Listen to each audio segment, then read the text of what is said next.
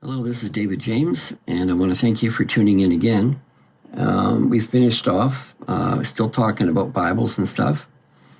So we encourage you to be a student of the Word for yourself by learning to read other translations comparatively and in parallel.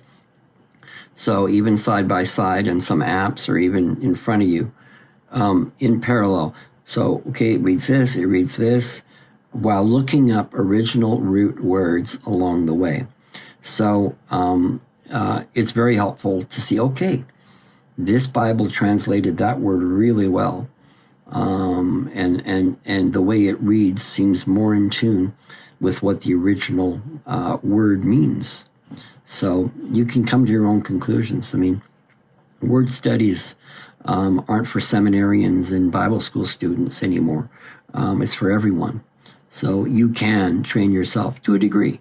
I mean, you still need teachers, but train yourself in the Word so that you can figure out for yourself whether something's right or wrong. So I wouldn't take this approach, though, until you have a specific understanding of the most important scriptures to your faith, combined with an overall picture that you can only gain from an understanding of the entirety of Scripture. So become familiar with the verses that matter to your salvation, that matter to holy living, that matter to a sanctified life. The Scriptures that help you in your day-to-day in the basics of your Christian walk. You need to be familiar with the go-to places. And you need to read the Bible through at some point. And don't take 5 years to do it. You know, as a real base, you should read it through once a year, every year, in my opinion, cover to cover, in a very deliberate way. So that being said, you need an overall view. It's like when you make a puzzle, you go to the store and you look at the box and you say, oh, that's a nice picture. I love that. I can have fun with that. So you set up the box in front of you. It's propped up and you can see the picture. Okay. Based on the picture, now I can see, oh, okay, this color goes here, so it's going to be in this corner. The scriptures are a lot like that, where your overall picture is the entire Bible that you have some familiarity with, that you know the stories, you know the basics, you know who Solomon was, you know who Isaiah was, and basically what they did. And when you read it through the first time, that's all you can hope for, because it gets deeper every time you go through, because you wade into places and see things you didn't see before. So you see the overall, but then as you get into the puzzle, you see where the pieces fit. The Bible study is exactly that way. So while chasing rabbits, so to speak, so when you're studying and you're talking into scripture, you call it, oh, it's a rabbit trail. So you see a scripture and you go down a rabbit trail, so to speak. So I say when chasing rabbits, so to speak, you need to be careful that you do not fall into a rabbit hole yourself. This unwise practice, especially before you are thoroughly grounded in Scripture, is very unwise and has led to more error in the church than I can even calculate. So if you see something that, oh, wow, look what that says there, and then you start chasing it, but you're not ready for it. You're not ready for the answers. You're not grounded in the overall of Scripture. You're not grounded in the minutia of what the Word is saying specifically in certain places that add up to the whole. You get in trouble, because you need to be overall grounded in the Scripture in a meaningful way before you can do really deep word studies, because that's how you get yourself in trouble. So have an overall familiarity first before you think that, you're a, internet theologian.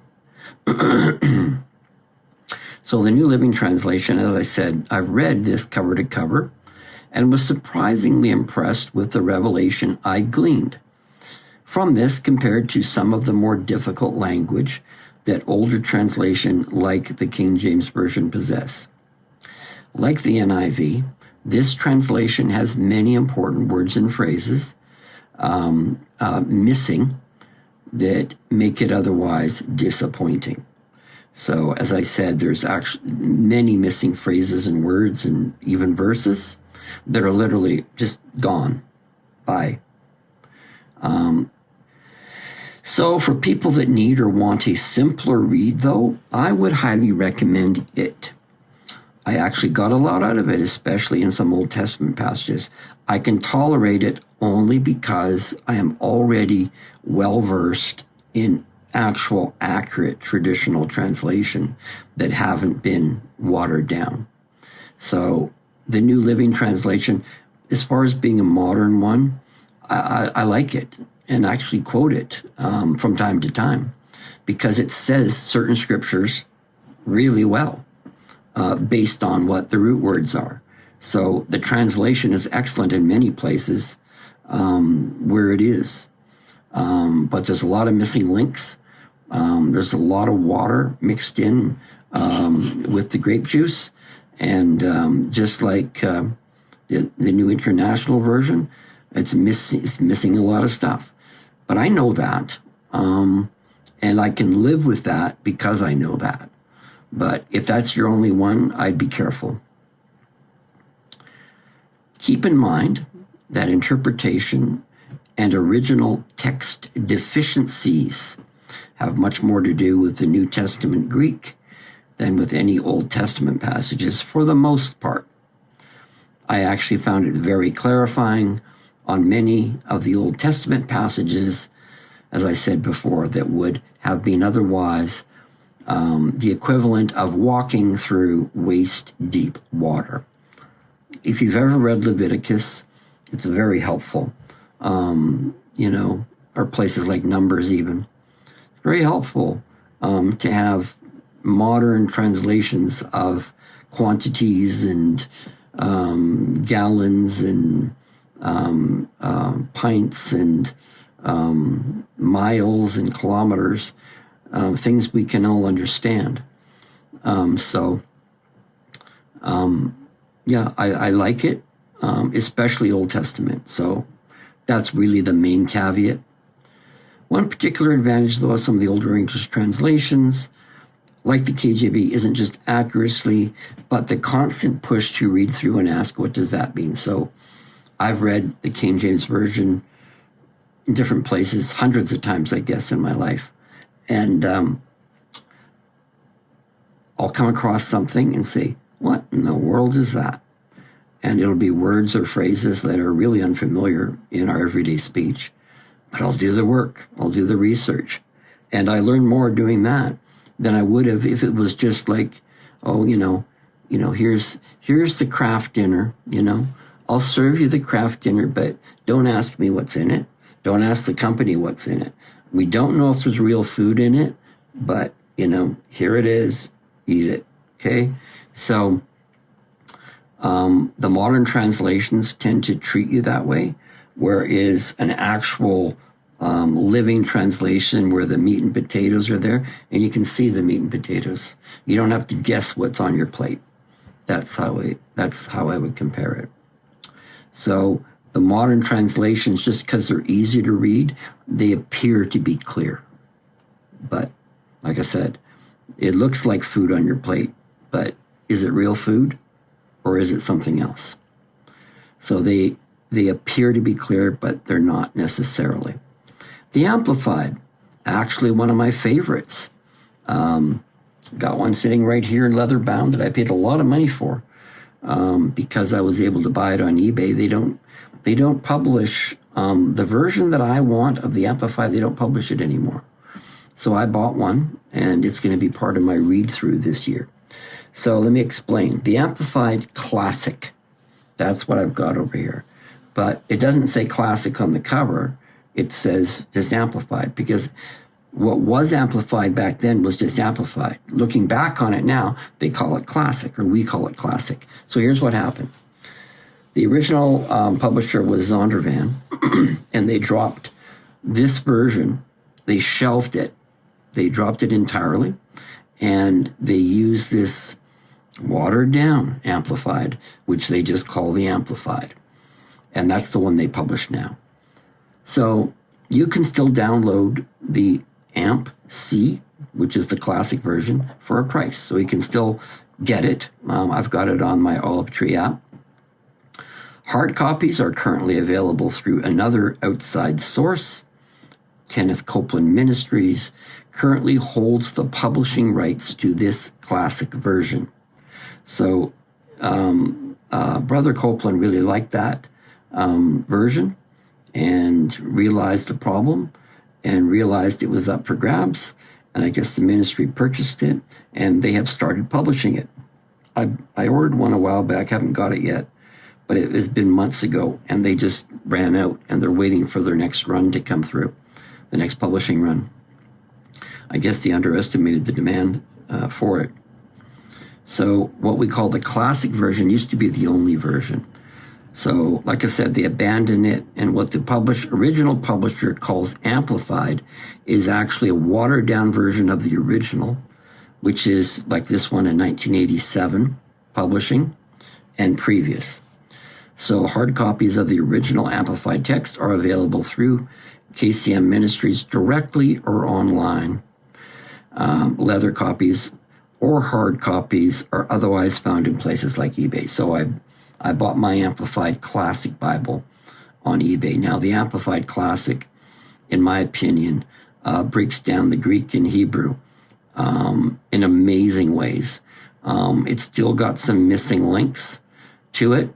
I don't know what the word count is. I imagine it's very high, considering it is amplified.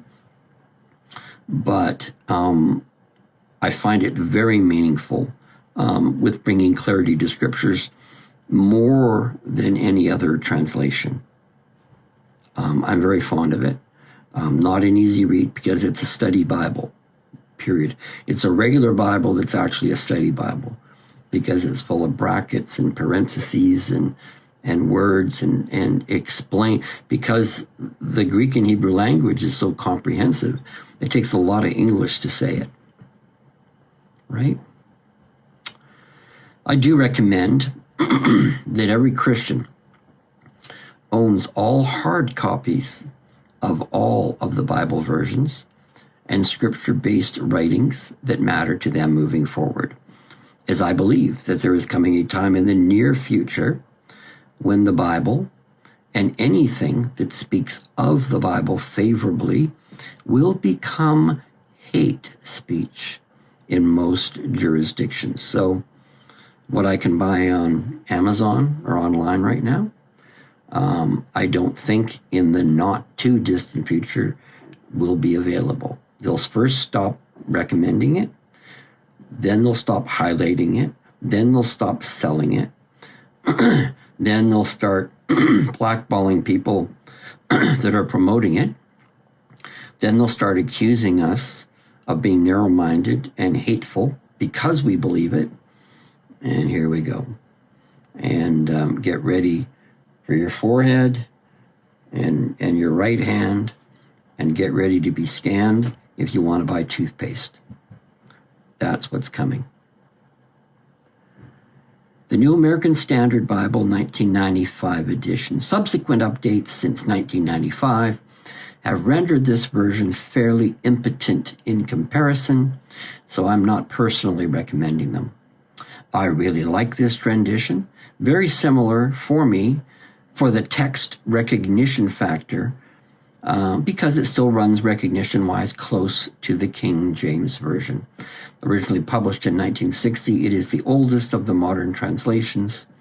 It is one of the translations that I will be reading through in 2024 when I do one of my Through the Bible reading plans this year. So I quite like it. And some Bible schools would consider it very accurate, and perhaps even the most accurate of a modern translation. And I would tend to agree. And the reference Bible that I own, that is the New American Standard, also has an excellent reference system built into it when you do have the reference Bible itself. So anyway, we're going to stop this one here, and we're going to keep going. Thank you for watching.